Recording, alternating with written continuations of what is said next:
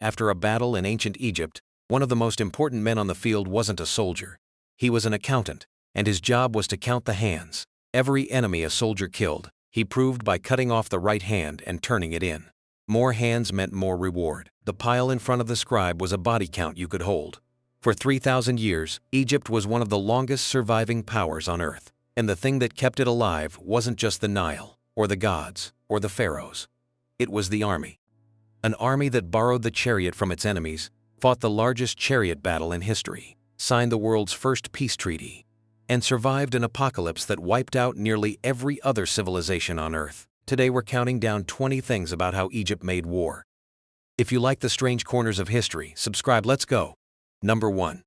For most of its early history, Egypt didn't have a real army. There was no permanent professional force. When a pharaoh needed to fight, he pulled peasants off their farms and out of work gangs, handed them spears and sent them out. Then sent them home again when it was over.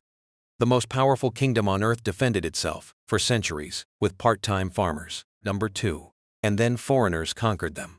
Around the 17th century BC, a people the Egyptians called the Hyksos, rulers from the Near East, took over the entire north of Egypt.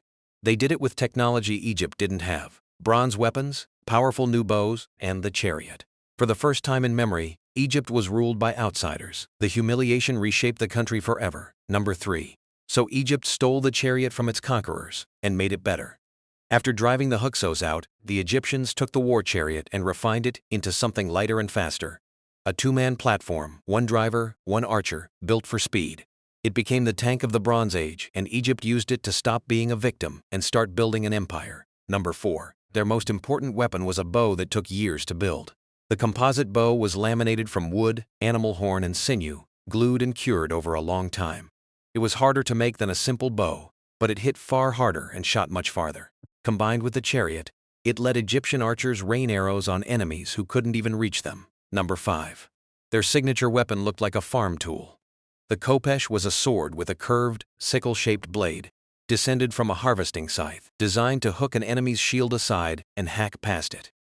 It became so associated with royal power that pharaohs were shown holding it as a symbol of dominance. A weapon shaped like a sickle, wielded like a scepter. Once Egypt had its army, it went looking for a fight.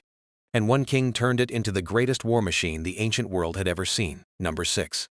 The first battle in history we can actually reconstruct was won by a gamble. At Megiddo, the pharaoh Thutmose III ignored his generals and led his army through a narrow, dangerous mountain pass, straight at the enemy who never expected it. He won. And his scribe wrote the whole thing down in detail, blow by blow. It's the oldest battle in human history we can still follow like a story. Number 7. That same pharaoh may be the greatest conqueror you've never heard of. Thutmose III led around 17 military campaigns, never lost a major battle, and pushed Egypt's borders to their greatest extent in history. Historians sometimes call him the Napoleon of Egypt. Outside of history books, almost nobody knows his name. Number 8. Egypt fought the largest chariot battle in history, and nearly lost it. At Kadesh, Ramesses II marched into a Hittite ambush with thousands of chariots on each side. His army was split and surrounded. He was very nearly captured or killed. He fought his way out by a hair. It was, by any honest reading, a draw that almost became a disaster. Number 9. So he went home and rewrote it as the greatest victory of all time. Ramesses covered the walls of temple after temple with the Battle of Kadesh. But in his version, he stood alone, abandoned by his troops, and personally smashed the entire Hittite army by himself. He repeated the lie so widely, and so permanently, that for 3,000 years it was simply believed. It is one of the oldest pieces of war propaganda ever found. Number 10. And then those same two enemies signed the world's first surviving peace treaty. Years after Kadesh, Egypt and the Hittite Empire agreed to a formal treaty: mutual defense, no more war, the return of refugees. Both sides carved their own copy. It is the oldest known international peace agreement on earth, written centuries before Rome existed. A copy of it hangs today at the headquarters of the United Nations. Number 11. For a common Egyptian, war was one of the only ways up. Soldiers were paid in a share of the loot, and successful veterans could be rewarded with land, livestock, and captured prisoners of their own. A peasant with no future could come home from a campaign a landowner. The army was one of the few ladders in a rigid society: climb it or die on it. Number 12. And the way you proved your worth was by turning in body parts. To claim credit for a kill, a soldier cut off the enemy's right hand, or, for some enemies, the genitals, and handed it to a scribe, who counted them and paid out rewards. Temple reliefs proudly show the piles. War in Egypt came with a receipt, and the receipt was made of hands. Number 13. Egypt's army was full of the people it used to fight. The best archers came from Nubia to the south, a land the Egyptians literally called the land of the bow. Libyans and a group of sea warriors called the Shirden, former raiders and enemies, were folded into the ranks, some serving as the pharaoh's own elite bodyguard. Egypt didn't just defeat its enemies, it hired them. Number 14. Egypt's police force started as foreign mercenaries. The Medjay began as Nubian desert scouts and fighters hired by Egypt. Over time, they became an elite paramilitary force guarding borders, palaces, and tombs, and eventually the word Medjay came to mean, simply, police.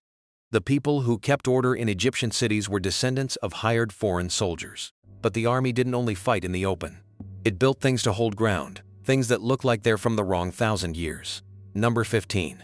Egypt built stone and mud brick castles, thousands of years before Europe did. To hold conquered Nubia, the army constructed a chain of massive fortresses with moats, drawbridges, ramparts, towers, and arrow slits.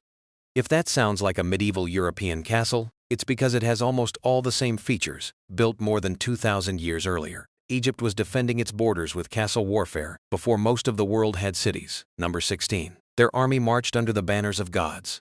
Egyptian divisions were named after the great gods, Amun, Ra, Ta, Set, and each carried that god's standard into battle. Soldiers didn't just fight for the pharaoh. They believed the god of their division marched with them, and that victory or defeat was the god's will. War was a religious act, fought under a divine flag. Number 17. Egypt brought its paperwork to war. Military scribes traveled with the army, meticulously recording troop numbers, supplies, casualties, and even deserters. Some of the best accounts we have of ancient battles aren't heroic poems, they're logistics records. The Egyptian bureaucracy was so relentless that it followed its soldiers onto the battlefield and counted everything, including the dead. Number 18. Every pharaoh was shown personally beating enemies to death, whether he'd fought or not. The smiting pose, the king grabbing a cluster of foreigners by the hair and raising a mace over them, appears on temples across all 3,000 years of Egyptian history. Most of these kings never swung a weapon in anger. But the image was mandatory, the pharaoh as the strong arm that crushed chaos and kept Egypt safe. Propaganda carved in stone. Number 19. Egypt survived an apocalypse that destroyed nearly every other civilization on Earth. Around 1177 BC, a mysterious coalition known only as the Sea People swept across the ancient world, toppling empire after empire in what we now call the Bronze Age collapse. They came for Egypt too. Ramesses III met them in a brutal battle on land and water, and barely, bloodily, won. Egypt was one of the only great powers left standing while the rest of the known world burned. Number 20. But even the greatest army in the world eventually runs out of time. After the Sea Peoples, Egypt never fully recovered its military strength. Over the following centuries it was conquered again and again, by Nubians, Assyrians, Persians, Greeks, and finally Rome. The army that had kept foreigners off the throne for 1,000 years slowly lost the ability to do it. Egypt didn't fall in a single battle. It was simply outlasted. Egypt built one of the most formidable war machines the ancient world ever saw. It learned from its conquerors, outfought its neighbors, stormed through mountain passes, held its borders with castles, and survived the collapse of the entire Bronze Age. And in the end, none of it was enough. The chariots rotted, the fortresses emptied, and the strong arm carved on 1,000 temple walls couldn't stop what was coming. The army outlived the world it was born into, and then, slowly, the world outlived it. If you want to learn more about the empires the history books rush past, subscribe.